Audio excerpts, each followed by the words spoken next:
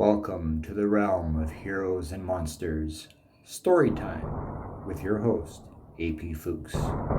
Stories of intrigue, stories of horror, stories of superheroics, stories of monsters. Get ready, the thrill ride begins. Hey everybody, welcome to the latest episode of the Realm of Heroes and Monsters Story Time with your host, me, AP Fuchs. So, welcome to the show.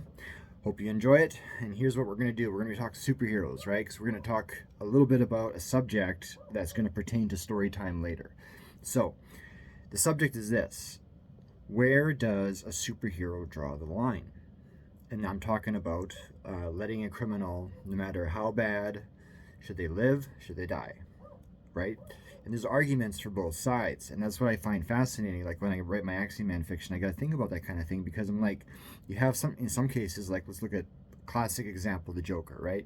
The guy is absolutely insane. He will absolutely destroy you. He'll destroy your mind. He'll play with your brain and go nuts on you. And then eventually you're dead, right? Like that's an extreme case. But at the same time, that's what Batman's up against.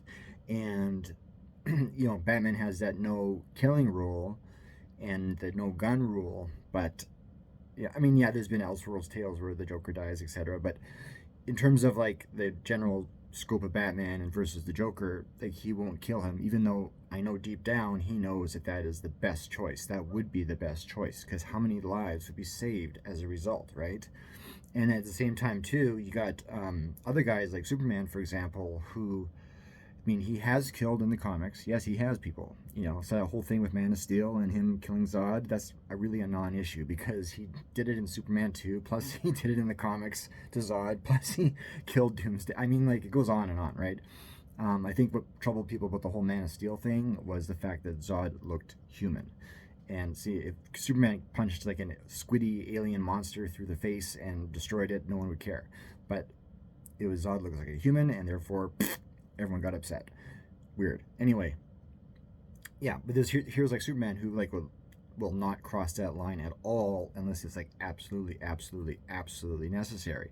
Otherwise, his goal is to be an example and to help people and be that instead. And even to the criminals that he stops, his goal for them is rehabilitation. Get arrested, go through the process, learn something in jail, and so on and so on. Or then you have guys like the Punisher, the anti-hero, right? And he was kind of like one of the earlier ones. And yeah, his mentality is different too, right? He's like, you're bad, I'm going to kill you, bang, bang. That kind of thing. And he justifies it based on what happened to his family, and he wants this rot off the streets, and I get all that. So, but is it right? And whose call really is it? Even us, as just plain old human beings, right? If you and I, for example, like the classic is always in time travel movies, right? They always say the same thing. What do they say? Let's go back in time and kill Hitler, and therefore World War II won't happen, right? Okay. Sounds like a good plan. Never mind what you're going to do to the timeline, but that part aside, just for a second, in terms of morality, one, do you have it in you to kill somebody? Think about that. It's one thing to see it on a screen. It's another thing to read about it in a book or see it in a comic. But when it comes down to it, and if it really came down to it, could you kill somebody? Even if they were horrible, or there's a person who just made a wild mistake, would you? Could and even in the moment, if you could you live with the aftermath? Talk to any soldier who's done things that they don't talk about, but has yielded PTSD and all the rest, right? Because of what has happened during war. And when it comes to the idea of killing somebody, that's what it is. It's all a war on another person's life. And with the end game of ending that life.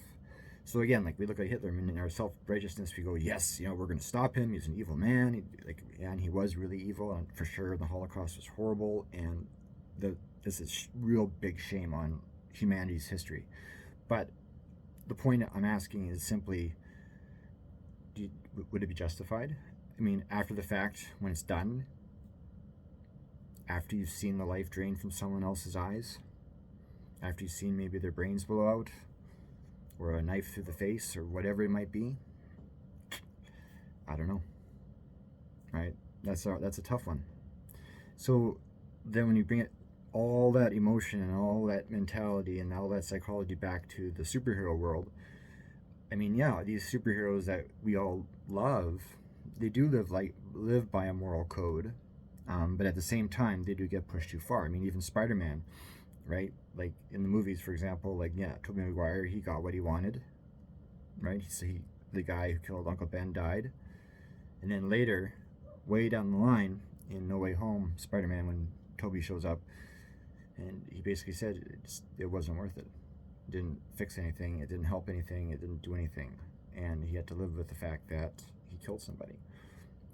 And so in the superhero world too, I'm sure, like when you're helping people out or you're stopping bad guys, like are you just beating them up and that's good and like knocking them out or something so they're no longer a threat? You wait for the cops to arrive, or was that person doing something absolutely, I won't mention on the air, but I'm talking about, like really dark, horrible things to somebody else? Would that hero come in and kill them? I don't know. And I think that's a question, whether for the Superman, so to speak, or the everyman. You have to ask yourself: am I capable of that? Some people might be. Even those with a warrior spirit, a martial artist spirit, know when to draw the line. Even though they are a warrior at heart. And yeah, I mean that's the trick with superheroes. They could easily overpower their enemies, and the fact that they don't, even Spider-Man fighting a bad guy in an alley, like with the spider strength, he could punch the guy right through the guy's head if he wanted to, but he doesn't. And yeah, I think every time a superhero is face to face with evil, and they got to duke it out in some fashion, there's that option that probably runs through their head: is do I have to end this? And end this permanently, and so yeah, when it comes to creating superheroes and writing superheroes and so on, you got to consider that fact. Unless your character is specifically designed to be a killer, yeah, again, the hero's journey, right? Will they turn that corner? Is it like they say, once you turn that corner, there's no going back? I don't know. I've never killed anybody, but at the same time, if I did, I could see it being a life-changing moment. Whether I was completely justified and the courts can, exonerate, whatever that word is, I can't even pronounce it. Never mind. The word where they basically pardoned me because I acted in self-defense, for example, defending my family or whatever. Even in that case, I still would have to live with it regardless. So I think when it comes time, like, for superheroes, when you're reading the stories and you're wondering, like, why didn't he just do this? Or why didn't she do that? Or, like, why didn't he just knock him out or whatever? Well, think about the character. The character clearly, obviously has some sort of moral guidance that they're following. And at the same time, too, with each blow that they deal to the bad guy, they have to withhold themselves a little bit. Otherwise, they could execute too much damage. And unless they've placed themselves in the position of judge, jury, and executioner, then certainly any decent moral hero, even people who beat the snot out of bad guys, like Daredevil, Batman, that kind of stuff, eventually they stop because they know that morally they just can't go there. They can't, because maybe they're afraid that they'll never be able to come back. I don't know. So this is just sort of questions I'm posing, something to consider. Feel free to comment on this podcast if you want, your thoughts on the subject. But a lot of people say, yeah, if this guy, did this extra horrible thing to this child, I'd have no problem killing them. And I'm like, okay, and I understand that, and I appreciate your desire for justice and to balance the scales and avenge and that kind of idea. But at the same time, like, are you that kind of person? Is it up to you to make that call, whether someone lives or dies? Is it your choice? Who put you in charge? Who are you? No, really, who are you? So anyway, the point is, again, back to the superhero thing, these are things we need to consider when we're getting entertained by our heroes on the TV or at the movies or in books or comics. Is like every time they're fighting bad guys, like subconsciously they're making these choices of how far they're going to take that battle. And I find that kind of thing fascinating because it really becomes like this moral issue. And I've, for the past 9 minutes or so, I've been going on and on and on about it. And you can see why, because it's a complicated issue. So I think in the end, what does a hero do? Is it circumstantial? Is it a self-defense issue? Is it a towards you, offense issue where there's a vengeance heart involved? Ugh. Choices. Every superhero has choices. And I think that's part of what makes us admire them, is they make those hard choices. And one of those hard choices that they make for us is letting someone live or having someone die. That's the choice, that fortunately, us as civilians wouldn't have to make, because the hero's job is to sort of make those choices for us if possible. So anyway, something to consider. Anyway, let's just drift over into creative talk. Really briefly, what we're doing here is we're just working on finishing up the recordings for the end of this first season of this podcast, Storytime. I could tell you right now, it's been quite the journey. It's been interesting. It's my first podcast. These things, I have an idea, like a general format, right? But at the same time, the rest of it's just ad-libbed for the most part. I've learned some things along the way, in terms of how to go about it, or what to say, or how to address, or how to make some stuff match. So these are all these different lessons that are learning right now, and I'm trying to execute in these final episodes in these podcasts for the season 1, so that when we do season 2, we'll have something different. And there's going to be a slightly different format for season 2. I think I've mentioned it before.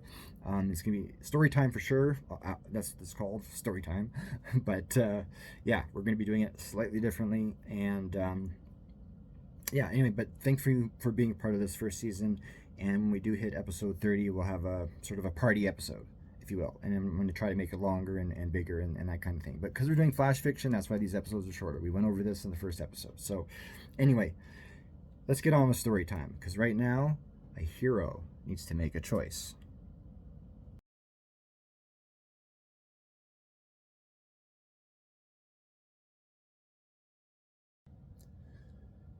Episode 26. Mercy.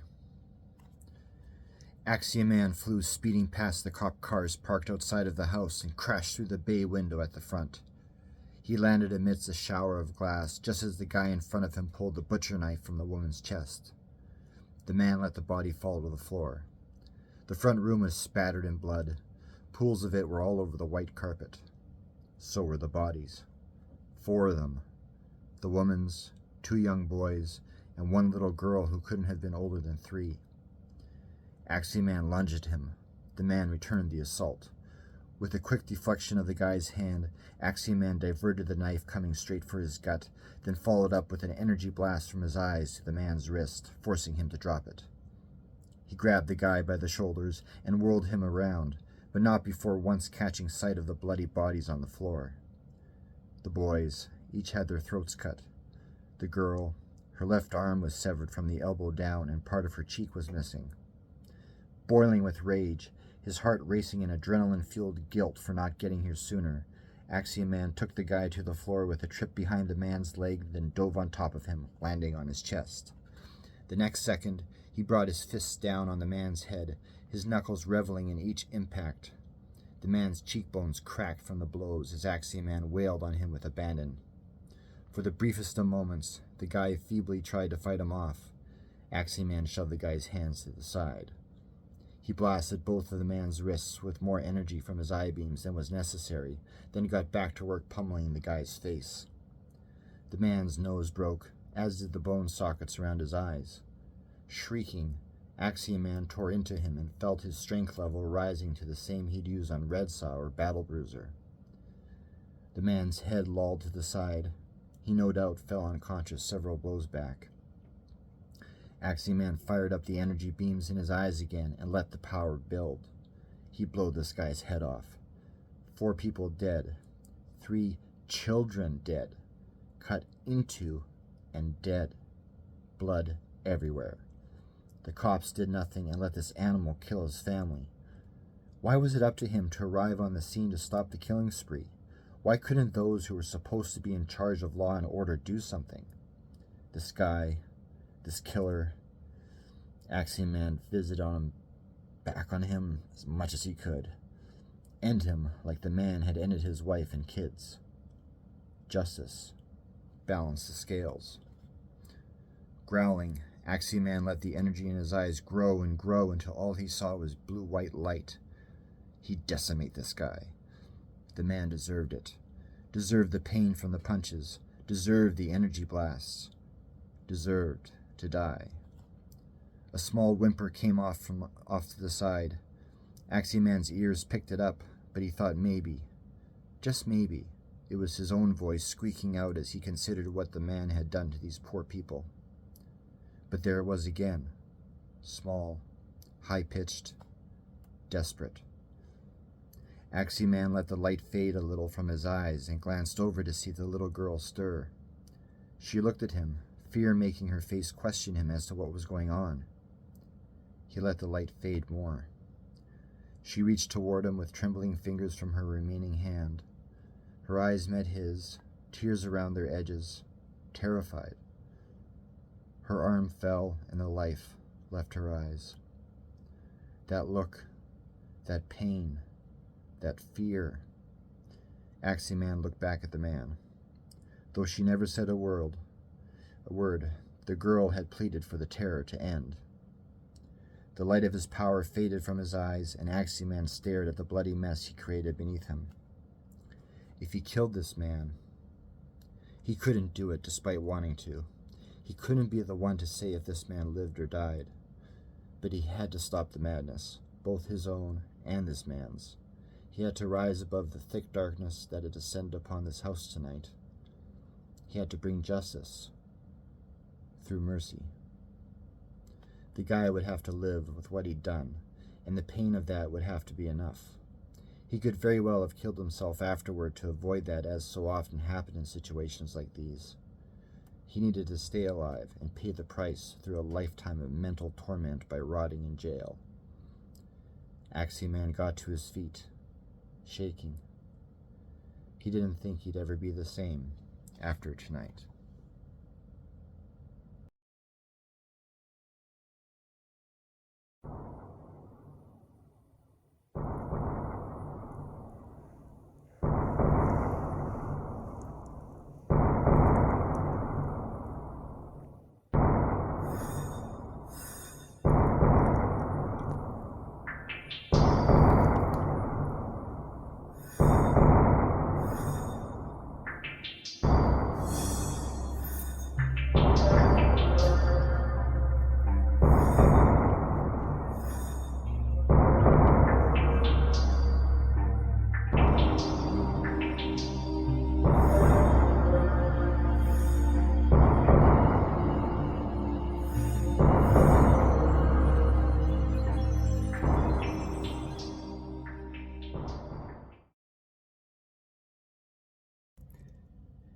As always, thanks for sticking around to the end of the episode, the after-credit scene, the post-credit scene. I wish I could say I would like to invite you to the Avengers Initiative, but I can't because I'm just not Nick Fury and I'm not that cool and I'm not Samuel L. Jackson, and we all know he's the coolest guy of all. So anyway, but remember in the earlier episodes at the post-credit scenes, I would do a random fact. And so let's go back to that. So I learned that identical twins do not have the same fingerprints, which is fascinating because they're identical twins. So like genetically speaking, et cetera, futurally speaking, typically, like I'm talking identical twins, not fraternal, identical twins. Yeah, I mean, you would think everything matched up in terms of what they look like and all the rest, which would come down to, physically speaking, your fingerprints. And yet they have different fingerprints. So we each have our mark, and that's special, even in an identical twin situation. So if you're an identical twin listening to this, you're special because your fingerprints are different than your brothers or sisters. So anyway, fun fact, take with it what you will. And I guess the only way to have identical twins fingerprints match is for both of them to join the men in black and put their fingers on that silver ball thing and burn the fingerprints off. I guess that's the only way you guys are going to match. Otherwise, yeah, have fun. So you can't really imitate each other and throw the other guy in jail. It's not going to work. But anyway, thank you for tuning in. We'll see you next episode.